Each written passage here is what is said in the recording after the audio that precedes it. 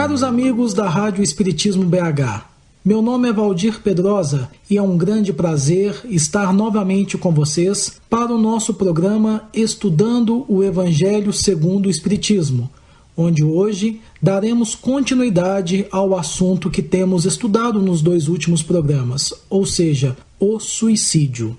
Para iniciarmos, queremos trazer uma página constante no livro Religião dos Espíritos, ditado pelo Espírito Emmanuel ao médium Francisco Cândido Xavier.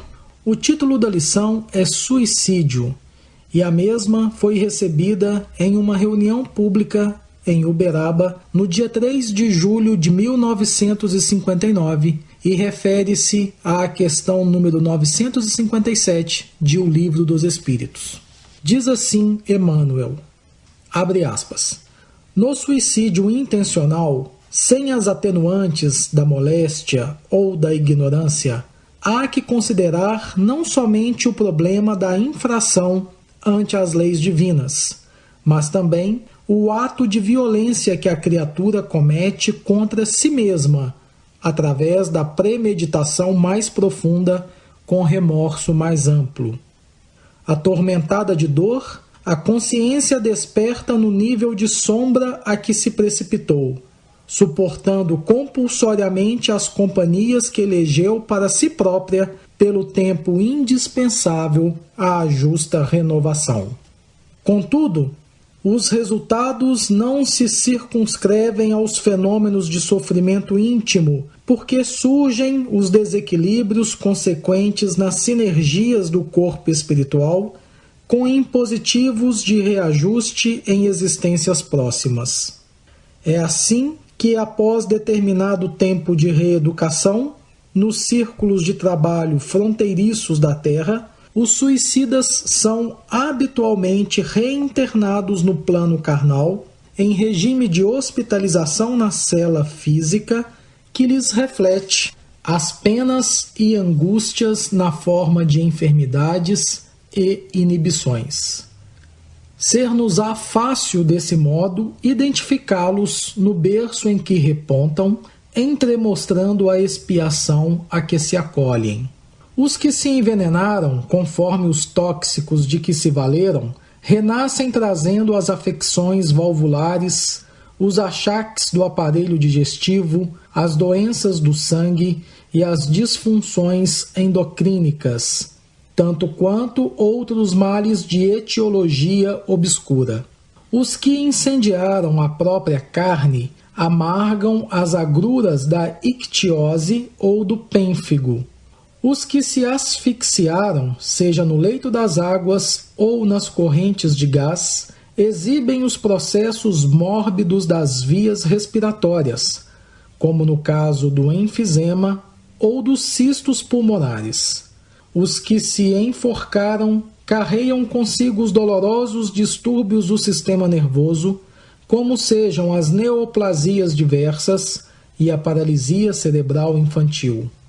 Os que estilhaçaram o crânio ou deitaram a própria cabeça sob rodas destruidoras experimentam desarmonias da mesma espécie, notadamente as que se relacionam com o cretinismo, e os que se atiraram de grande altura reaparecem portando os padecimentos da distrofia muscular progressiva ou da osteite difusa. Segundo o tipo de suicídio, direto ou indireto, surgem as distonias orgânicas derivadas que correspondem a diversas calamidades congênitas, inclusive a mutilação e o câncer, a surdez e a mudez, a cegueira e a loucura, a representarem terapêutica providencial na cura da alma. Junto de semelhantes quadros de provação regenerativa, funciona a ciência médica por missionária da redenção, conseguindo ajudar e melhorar os enfermos de conformidade com os créditos morais que atingiram ou segundo o merecimento de que disponham. Guarda, pois, a existência como dom inefável, porque teu corpo é sempre instrumento divino, para que nele aprendas a crescer para a luz e a viver para o amor ante a glória de Deus. Fecha aspas.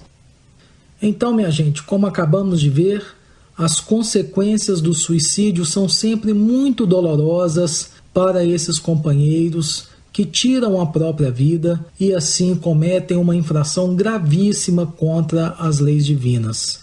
Emmanuel, nessa página que acabamos de ler, pontua algumas situações em que os suicidas poderão se encontrar na vida futura. Situações muito dolorosas a exigirem destes nossos irmãos muita resignação, muita fé e muita esperança, e para isso eles contam também com a nossa compreensão, o nosso carinho, o nosso afeto. Como havíamos comentado anteriormente, nós vamos trazer agora algumas passagens de obras espíritas que vão servir para ilustrar ainda mais esse nosso estudo sobre o suicídio.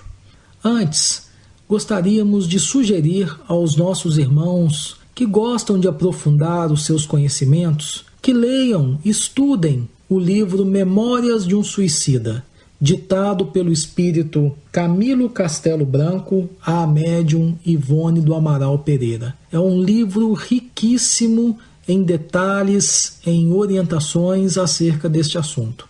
Vale a pena. Nós vamos trazer agora passagens de obras ditadas pelo espírito André Luiz ao médium Francisco Cândido Xavier e que trazem situações que envolvem suicidas nas mais diversas circunstâncias. A primeira é a narrativa de uma irmã suicida que, a pedido de André Luiz, expôs sua triste experiência, dando-nos um testemunho doloroso de suas condições no pós-morte. Está no livro Libertação. Abre aspas. Ai de mim, a quem a paixão cegou e venceu, transportando-me ao suicídio. Mãe de 2 filhos, não suportei a solidão que o mundo me impusera com a morte de meu marido tuberculoso. Cerrei os olhos ao campo de obrigações que me convidavam ao entendimento e sufoquei as reflexões ante o futuro que se avizinhava. Olvidei o lar, os filhos, os compromissos assumidos e precipitei-me no vale fundo de sofrimentos inenarráveis. Há 15 anos, precisamente, vagueio sem pouso, a afeição de ave imprevidente que aniquilasse o ninho. Leviana que fui, quando me vi só e aparentemente desamparada, entreguei meus pobres filhos a parentes caridosos e sorvi, louca, o veneno que me desintegraria o corpo menosprezado. Supunha reencontrar o esposo querido ou chafurdar-me no abismo da inexistência. Todavia, nenhuma realização nem outra me surpreenderam o coração. Despertei-me sob denso nevoeiro de lama e cinza, e debalde clamei socorro à face dos padecimentos que me asfixiavam. Coberta de chagas, qual se o tóxico letal me atingisse os mais finos tecidos da alma, gritei sem destino certo. E não conseguiu retornar ao santuário doméstico? Ah, sim, fui até lá, mas para acentuar minha angústia, o toque de meu carinho nos filhos amados, que confiara aos parentes próximos, provocava-lhes aflição e enfermidade. As irradiações de minha dor lhes alcançavam os corpos tenros, envenenando-lhes a carne delicada através da respiração. Quando compreendi que a minha presença lhes inoculava pavoroso vírus fluídico, deles fugi aterrada. É preferível suportar o castigo de minha própria consciência isolada e sem rumo que infligir-lhes sofrimento sem causa. Experimentei medo e horror de mim mesma. Desde então, perambulo sem consolo e sem norte. É por isto que venho até aqui implorando alívio e segurança. Estou cansada e vencida. Fecha aspas. Essa irmã que se envenenou, estando agora no plano espiritual, ela não consegue nem se aproximar dos seus filhos, porque a sua simples presença no ambiente já transmite aos seus filhos todo aquele fluido envenenado de que ela agora é portadora. Vejamos agora a situação de Júlio, contada pelo instrutor espiritual Clarencio na obra Entre a Terra e o Céu. Abre aspas. Depois de haver eliminado o próprio corpo, satisfazendo a simples capricho pessoal, Júlio sofreu por muitos anos as tristes consequências do ato deliberado, amargando nos círculos vizinhos da Terra as torturas do envenenamento a se lhe repetirem no campo mental. A morte prematura, quando traduz indisciplina diante das leis infinitamente compassivas que nos governam, constrange o espírito que a provoca a dilatada purgação na paisagem espiritual. Não podemos trair o tempo e a existência planificada subordina-se a determinada cota de tempo, que nos compete esgotar em trabalho justo. Quando esses recursos não são suficientemente aproveitados, arcamos com tremendos desequilíbrios na organização que nos é própria. Fecha aspas. Mais uma situação de um companheiro que desencarnou pela porta do suicídio e que passa por um momento complicado no plano espiritual. Em Ação e Reação, encontramos mais alguns importantes esclarecimentos sobre as consequências do suicídio. É um instrutor Sanzio quem nos diz, abre aspas, da justiça ninguém fugirá, mesmo porque a nossa consciência, em acordando para a santidade da vida, aspira a resgatar dignamente todos os débitos de que se onerou perante a bondade de Deus. Entretanto, o amor infinito do Pai Celeste brilha em todos os processos de reajuste. Assim é que, se claudicamos nessa ou naquela experiência indispensável à conquista da luz que o Supremo Senhor nos reserva, é necessário nos adaptemos à justa recapitulação das experiências frustradas, utilizando os patrimônios do tempo.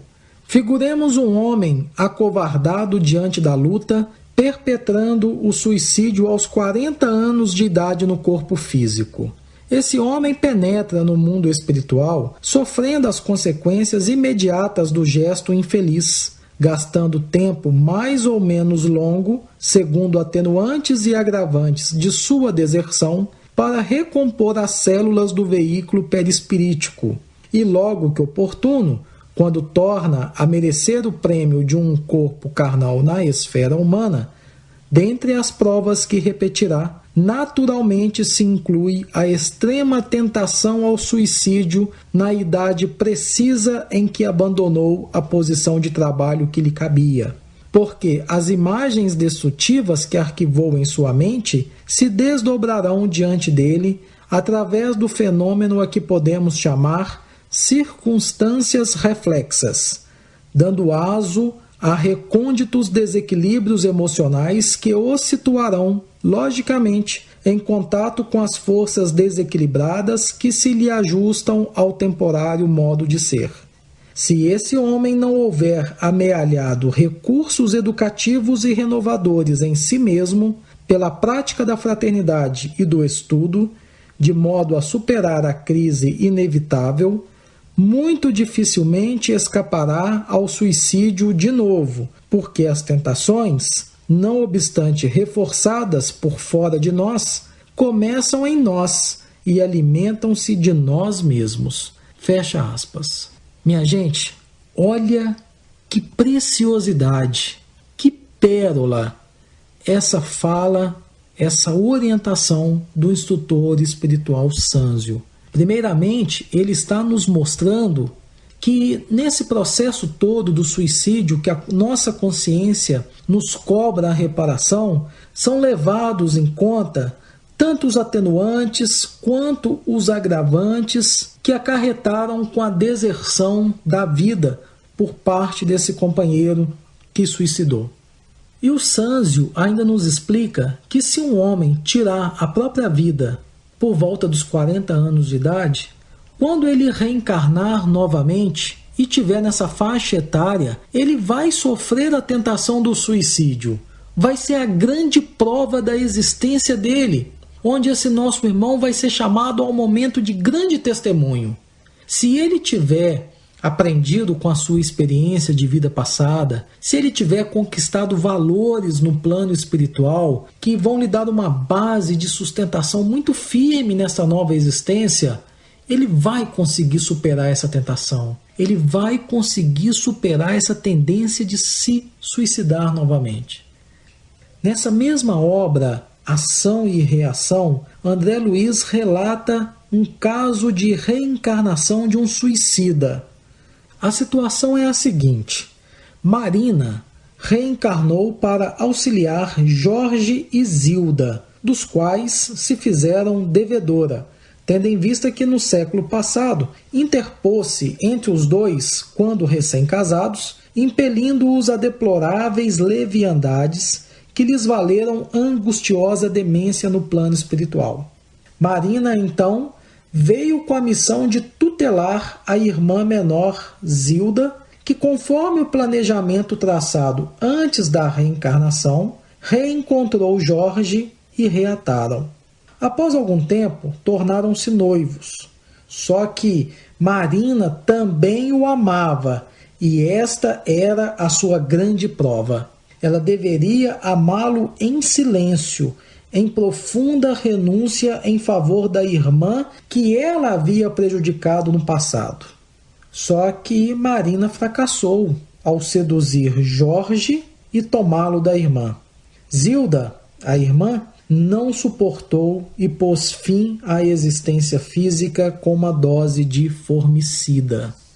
Examinando o assunto, os mentores espirituais concederam mais uma chance aos três, em uma nova encarnação, onde Jorge e Marina se casariam e receberiam Zilda como filha.